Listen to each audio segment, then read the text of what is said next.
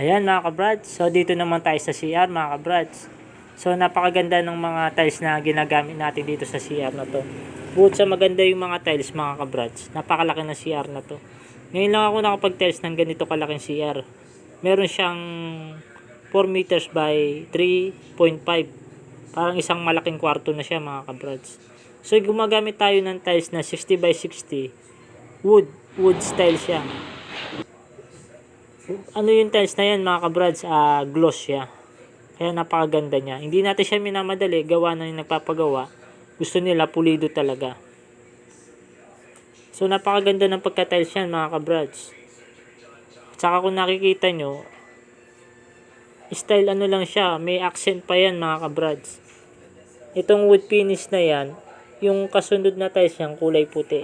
So makikita nyo rin yan mga kabrads. Papakita ko rin sa inyo.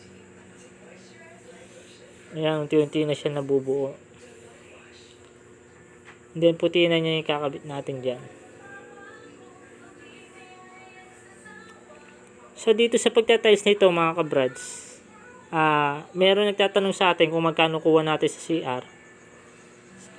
Hindi ako kumukuha ng per square meter sa CR, mga kabrads. Kumukuha lang ako niya na pakya, ng kabuuan ng CR.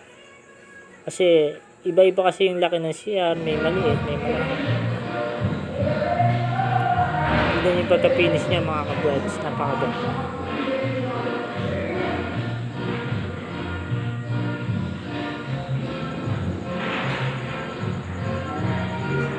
Ganda ng pagka-finish niya mga kabrads, pulido.